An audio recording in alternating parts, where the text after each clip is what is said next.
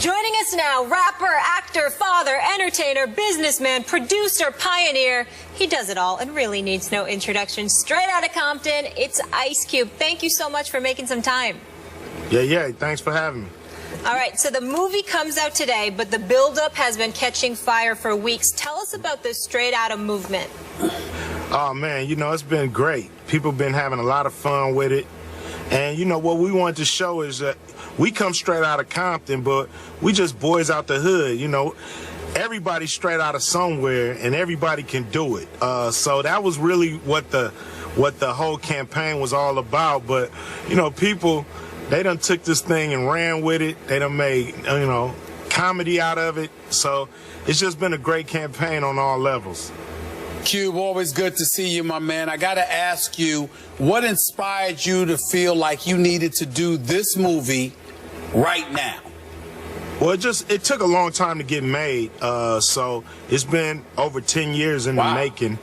And I just wanted to show the origin. A lot of people have been entertained by the NWA family tree for the last 25 years, whether it's Eminem and Snoop or 50, or it's my movies from Boys in the Hood to Friday. None of that would exist without NWA. And none of that would exist without this story. So it's a lot of people out there that don't even know I rap. And that's a shame. So it's time to let people know what time it is for real. Hey, Cube, it's Skip.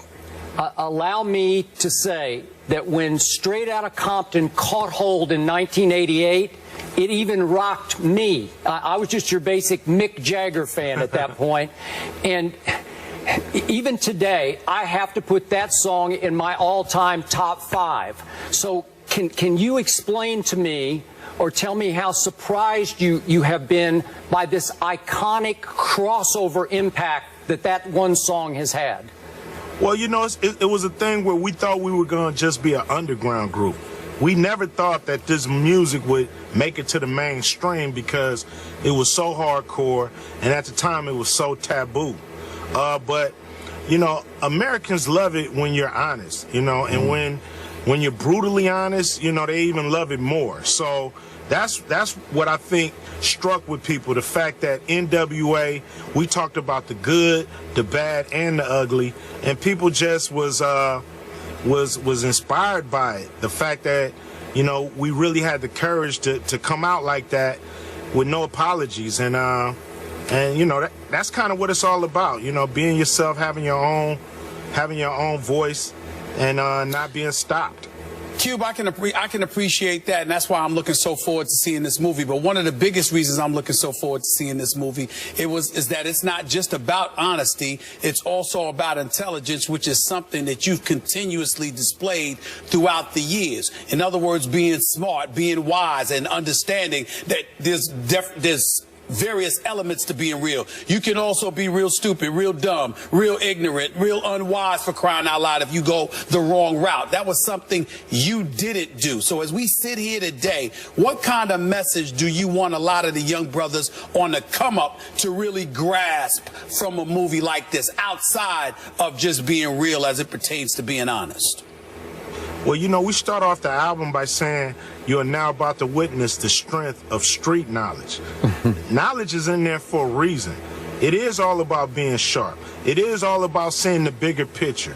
It is all about understanding that there's traps out there in the hood that you have to step around, step over, but do not step in.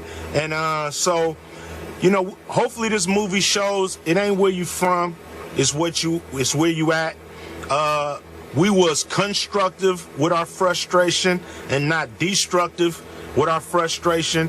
And you could do a lot with a pen and a pad. You know, a pen and a pad started everything that you see in front of you. And so hopefully these are the themes that you see in the movie to handle your business, because there's contract issues in the movie. So all these themes, you know, really show what built us and what made us, and that anybody can do it. You know, that's what the meme, the Straight Outta Compton thing is about. It shows no matter where you're from, you can be right here. So what did it mean to you to have your namesake play you, O'Shea Jr., to play you in this movie? Oh, man, you know, all fathers or even mothers, any parent, just love when your kid steps up.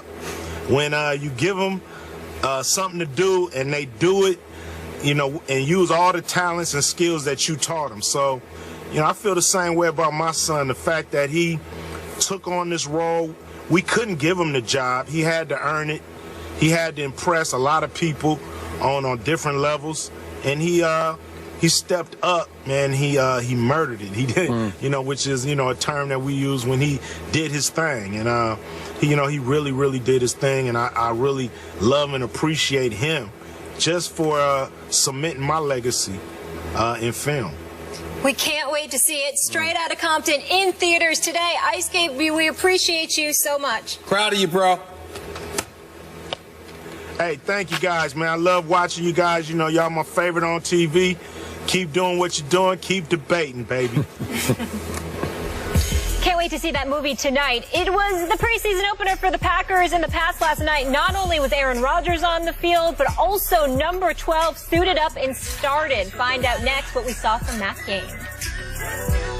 And in other preseason action, the Packers took down the Patriots 22-11. Tom Brady did start, and he played for 2 series. He went 1 of 4 for 10 yards. Then insert Jimmy Garoppolo, who played into the fourth quarter, going 20 of 30 for 159 and an INT, and he was sacked 7 times. Skip, how worried should the Pats be?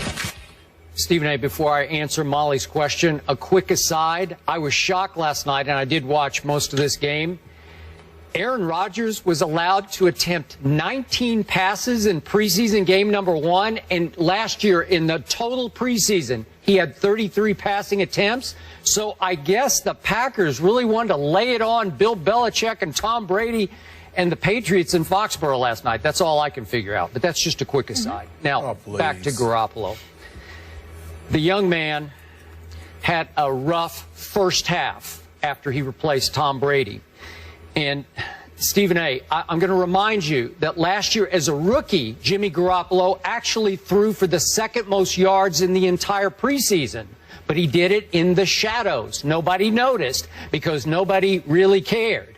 Last night, they all really, really cared. Not only Patriots Nation, but much of the nation, even though the game wasn't on national TV, waited for the SportsCenter highlights to see, well, how did Garoppolo do as the potential starting quarterback for the first 4 games? He didn't do very well to start with because he melted under that spotlight. He got a little antsy, he got a little nervy, and yet he kept going to the same guy Brady had been going to, Josh Boyce. I have no idea why, who wound up with 11 targets and only 2 catches. But after halftime, when he quit trying to force the ball to Josh Boyce, I must say, Garoppolo started looking okay. Not great, but okay. He went 15 for 17 in the second half, and obviously he's doing so without any of the first-unit receivers, and the starting offensive line last night was already beaten up, so you're doing it with second and third teamers. So he did okay, but I stand by what I've been saying all along.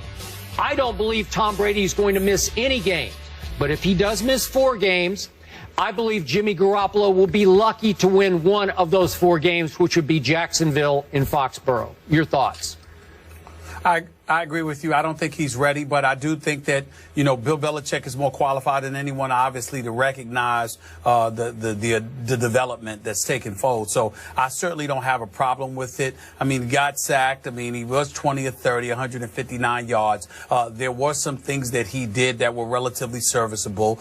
He doesn't seem to be a bum. We know he's got potential. It's just that we're spoiled because we're talking about the success of the Tom Brady, at least for the immediate future, assuming that there's a suspension that takes place. And so when you judge him against one of the greatest ever and arguably the greatest of this generation, then obviously you're going to look at it and you're going to be a bit critical. And that's what I got from it. I mean, I didn't see a lot of it. I saw a few plays that he did. I didn't expect much. But when you look at the New England Patriots and the way they run their offense, can somebody like Garoppolo do whatever it takes to win football games for them? I think it's potentially possible to be serviceable, if not average. And I definitely think that I saw some of that last night. You know what? I should point out, I just remembered, this was on NFL Network. I was watching it locally, so I guess more people could have seen it. So maybe Garoppolo's aware of that. So, you know, this is a second-round draft pick by Bill Belichick. So, obviously, Belichick, I don't know if I'll go so far as loves this kid, but he really, really likes him if he took him in the second round. And I liked him when I saw the little bits and pieces of him last year. But when you get thrown into that fire, trying to replace that quarterback, if in fact he has to in regular season games, I'm just not sure he can live up to that. Which brings me to my positive takeaways from last night for the Patriots. Jonas Gray suddenly escaped from Bill Belichick's doghouse. You remember he went for 201 at Indy on that Sunday night last year and wound up in the doghouse the week after. But he had that breakaway 55-yard run, and he looked like, you know, a big beastie stallion, man. I mean, he's a big kid who can fly. So that could really bode well. That could serve Jimmy Garoppolo well. And then on the defensive side, again, Aaron Rodgers went after the Patriots, and especially after Super Bowl hero Malcolm Butler early in that game. And I thought Malcolm stood up to it. I thought he made some nice plays. I thought he hung in there. I think he's going to be pretty good as he tries to emerge as their new starting cornerback. I think he will as well. And to get back to Garoppolo, I also like the fact that he was upset after the game, recognizing that 11 points wasn't enough, saying it repeatedly to reporters and other folks as well, weighing himself and judging himself very, very harshly. Obviously, you got to move on. You can't sit there and languish in the misery of a subpar performance or whatever the case may be. But when you talk about the success of the Tom Brady, you need to be somebody that cares that much. You need to be somebody to be the kind of quarterback where that stuff matters to you, that you're pretty damn close to a perfectionist. And by all accounts, it appears to be that Garoppolo is that way. So I think that they're heading in the right direction. I think he's heading in the right direction. And I don't think it's one of those situations where we need to dissect him ad nauseum to the point where we're trying to project what he will and will not be, because it really doesn't matter. Unless Tom Brady's planning on retiring sometime soon, Garoppolo may have a few games under his belt if the suspension holds up. But outside of that, we're not expecting him to see any kind of quality or significant playing time in the very near future, not as long as Tom Brady is breathing. So if, in fact, Garoppolo has to play those first 4 games, what's your projection when you go Pittsburgh, then at Buffalo, then Jacksonville, then a week off and at Dallas? 1-3. They'll beat Jacksonville. That's all I got. I would agree.